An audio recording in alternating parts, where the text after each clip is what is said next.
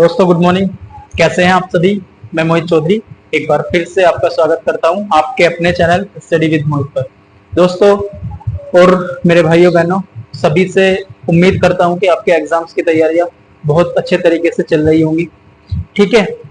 और आज मैं आपके एग्जाम्स की तैयारियों के बोर्ड एग्जाम्स की तैयारी के क्रम में ही अगला टॉपिक फिजिक्स का लेके आया हूँ। 10th नंबर जो टॉपिक है हमारा, आप सभी वीडियो देख चुके होंगे जो मैंने 51 टॉपिक की मोस्ट इंपोर्टेंट जो टॉपिक थे वो आपको बताए थे, उसकी वीडियो आप पहले ही देख चुके होंगे। और अगर किसी ने नहीं देखी है तो प्लेलिस्ट में आप जाके देख सकते हैं। मैंने कंप्लीट फिजिक्स के दोनों बुक्स के आपको 51 वे टॉपिक बताए हैं जिन्हें आप कवर कर लीजिए तो आप 55 से अबव मार्क्स गेन कर लेंगे। इसी क्रम में मैं आपको एक केमिस्ट्री की वीडियो भी लाने वाला हूं जिसमें मैं 51 टॉपिक आपको केमिस्ट्री के भी प्रोवाइड करूंगा। वो जल्द ही वीडियो चैनल पर प्रोवाइड हो जाएगी, अपलोड कर दी जाएगी। ठीक है, शूट हो चुकी है तो आप उसे भी जरूर देखिएगा और अपने ये 51 टॉपिक कंप्लीट कर लीजिएगा। फिजिक्स के जो 51 टॉपिक हैं उसमें 9 टॉपिक हम कंप्लीट कर चुके हैं। आज 10वां टॉपिक है जिसे हम कंप्लीट करेंगे। आइए एक बार फिर से स्वागत है आप सभी का। आज का जो टॉपिक है वो है एक समान विद्युत क्षेत्र में द्विध्रुव को घुमाने में किया गया कार्य। Work done in rotating the dipole in a uniform electric field. अगर ये इलेक्ट्रिक फील्ड ई है, इसमें कोई डाइपोल रखा गया है ए और बी। आप सभी को पता है दोस्तों कि जो डाइपोल मिलके बनता है -q और +q दो चार्जेस से मिलके बनता है। यहाँ पे ये डाइपोल रखा गया है तो इस डाइपोल को हम एक एंगल पे घुमाते हैं, रोटेट करते हैं। तो इसे रोटेट करने में कितना वर्क डन हमें करना पड़ेगा, कितना कार्य हमें करना पड़ेगा, वही हमें कैलकुलेट यहाँ पे करना है। उसी के लिए फॉर्मूला डेराइव हमें करना है। यहाँ पे देखिए दोस्तों, ये जो फिगर है इसमें ई आपका इलेक्ट्रिक फील्ड है, विद्युत क्षेत्र है जो इस डायरेक्शन में है। यहाँ पे एक विद्युत द्विध्रुव रखा गया है। आप लिखेंगे इसकी लैंग्वेज, माना एक विद्युत द्विध्रुव जो -q और +q दो आवेशों से मिलकर बना है, विद्युत क्षेत्र ई में रखा गया है। और ये एंगल θ1 पे रखा गया है। पहले जो इसका एंगल था वो θ1 था, θ1 एंगल पे रखा गया था। जैसे ही हमने इसे डाइपोल को रोटेट किया तो ये एंगल θ2 पे आ जाता है और इनके बीच का जो डिफरेंस है, एंगल का डिफरेंस, ये बनता है d थीटा। d थीटा को आप ऐसे भी लिख सकते हैं कि ये θ2 - θ1 है। ठीक है दोस्तों, पहले एंगल था θ1, फिर एंगल हो गया θ2, हमने इसे रोटेट कर दिया तो जो डिफरेंस बना वो बना d थीटा। इसे ही हमें कैलकुलेट करना है कि इस एंगल को d थीटा एंगल पे घुमाने में हमें कितना काम करना पड़ा है। ठीक है दोस्तों, तो सबसे पहले आप जानते होंगे, मैंने आपको ये डेरिवेशन भी कराया है, जो बल आघूर्ण है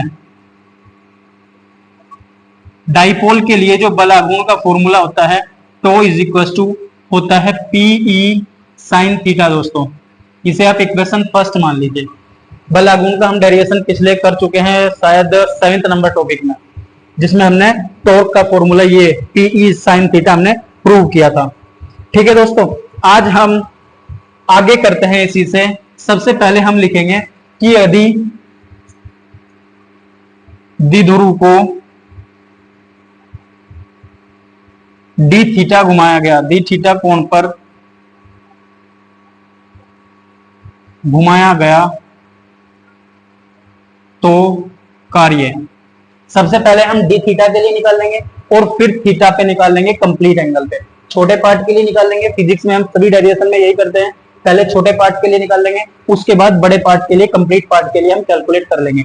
अगर हम यहां निकाल लेंगे तो वर्क डन आपका आएगा, वर्क का फॉर्मूला होता है बल इंटू बल आघूर्ण इंटू लंबवत दूरी, ये होता है आपका टो इंटू क्या आ जाएगा d थीटा एंगल पे हमने घुमाया है तो जो डिस्टेंस है वो कोणीय दूरी लेंगे, हम इसकी एंगुलर डिस्टेंस लेंगे और वो कितनी है d theta, tau into d theta आ जाएगा। ये यहाँ पे टो की वैल्यू रखिए, dw इज इक्वल टू आ जाएगा PE sin थीटा और इंटू d थीटा। इसे इक्वेशन नंबर 2 मान लीजिए। अब हम पूरे पार्ट के लिए यदि द्विध्रुव को पूरा थीटा घुमा दिया जाए, डाइपोल को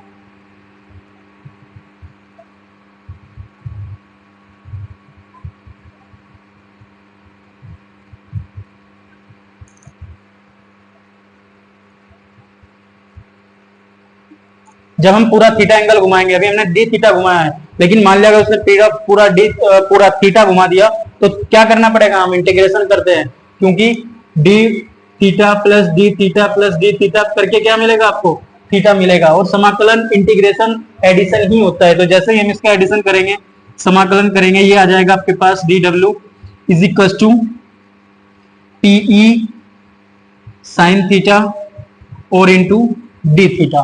और लिमिट कहां से कहां तक लेंगे, कहां था पहले एंगल थीटा 1 और कहां तक गया है एंगल थीटा 2 तक, तो लिमिट आ जाएगी इसकी थीटा 1 से थीटा 2 तक।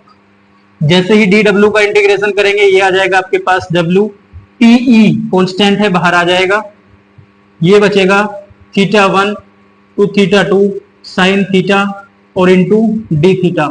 और आप सभी को पता होगा कि जब साइन थीटा का इंटीग्रेशन करते हैं तो आपको क्या मिलता है, माइनस के कोस थीटा। ये फॉर्मूला आप सभी ने पढ़ा होगा मैथ में, नहीं पढ़ा होगा तो मैथ में भी आपको पढ़ाने जा रहा हूं समाकलन।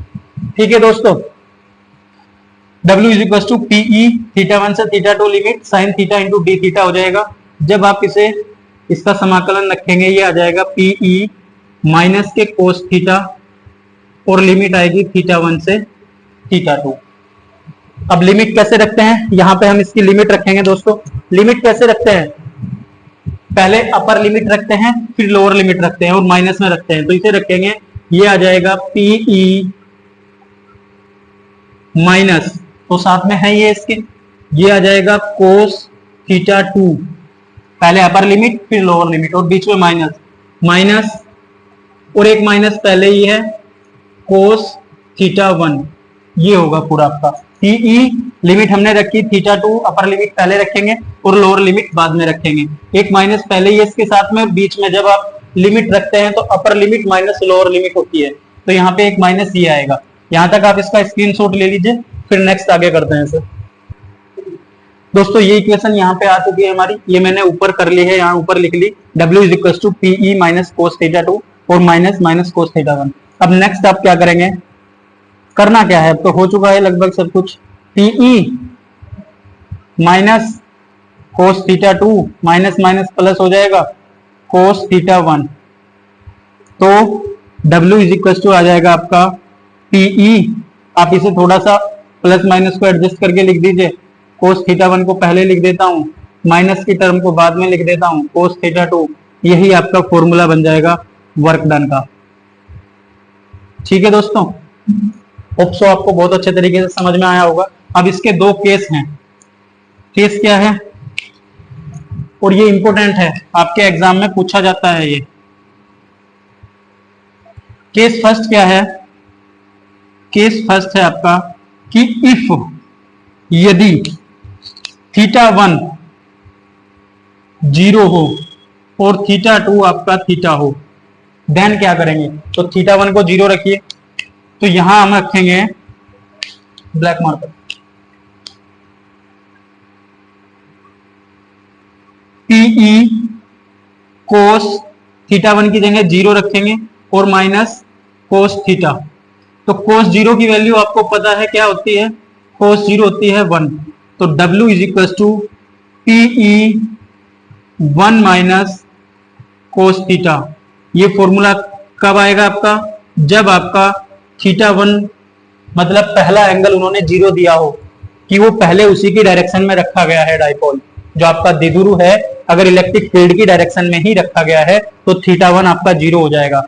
देखिए अगर ये डाइपोल ऐसे रखा है, हमने थीटा 1 लिया था एंगल, लेकिन अगर इसे घुमा के ऐसे रख दे हम बिल्कुल इसकी डायरेक्शन में, तो एंगल 0 डिग्री हो जाएगा। तो वहां पे थीटा 1 0 दिया तो फॉर्मूला लगेगा W is equal to PE 1 minus cos theta. ठीक है दोस्तों, दूसरा केस क्या है इसमें,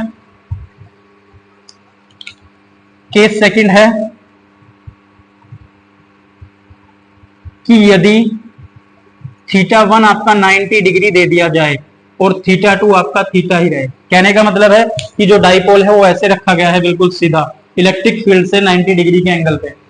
0 डिग्री पे कैसे रखा गया था ऐसे, तो यहाँ 90 डिग्री पे अगर डाइपोल ऐसे रख दिया तो थीटा 1 आपका 90 डिग्री हो जाएगा और फॉर्मूला क्या होगा, कोस 90 रख देंगे यहाँ, W is equal to PE cos 90 degree minus cos theta degree. Cos 90 क्या होता है 0, तो ये बन जाएगा 0 minus cos theta minus cos theta, तो W इज इक्वल टू आ जाएगा माइनस पीई कोस थीटा। तो ये तीन फॉर्मूले हैं आपके। पहले वाला कब, जब आपको θ1 θ2 दोनों दिए गए हो। θ1 है जिस एंगल पे डाइपोल रखा गया है इलेक्ट्रिक फील्ड में, θ2 क्या है जिस एंगल से हमने उसे रोटेट किया है। और अगर θ1 0 दिया है तो फॉर्मूला बन जाएगा W = PE1 - cos θ, और अगर θ1 90 डिग्री दिया है तो फॉर्मूला बन जाएगा W = -PE cos θ। ठीक है दोस्तों, स्क्रीनशॉट ले लीजिए और होप सो आप सभी को बहुत अच्छे तरीके से समझ में आएगा। दोस्तों वीडियो को आपको अच्छी लगी हो तो प्लीज वीडियो को लाइक और शेयर करिएगा, चैनल को सब्सक्राइब करिएगा। दोस्तों आपके जो लाइक शेयर और सब्सक्राइब है ये मेरे लिए मोटिवेशन है। मुझे इससे कोई इतनी बड़ी धन या कोई पैसे नहीं मिलते हैं, सिर्फ एक मोटिवेशन के लिए मैं आपके लिए करता हूँ, फ्री आपको मटेरियल प्रोवाइड कर रहा हूँ। तो अगर आप मुझे मोटिवेशन प्रोवाइड करेंगे, मेरे वीडियोस को लाइक शेयर और चैनल को सब्सक्राइब करेंगे तो मुझे और भी अच्छा लगेगा और मैं और ज्यादा मटेरियल्स आपको प्रोवाइड करूंगा। फिजिक्स, केमिस्ट्री, मैथ तीनों की गारंटी मैं लेता हूँ आपकी। ठीक है, अगर आप मुझे मोटिवेशन देंगे तो। यहाँ तक अभी तो मैं फिजिक्स आपको प्रोवाइड कर रहा हूँ, मैथ भी प्रोवाइड कर रहा हूँ। ठीक है दोस्तों, तो वीडियोस को लाइक शेयर और चैनल को सब्सक्राइब करते रहिएगा। Thank you so much, thank you for watching and keep watching दोस्तों।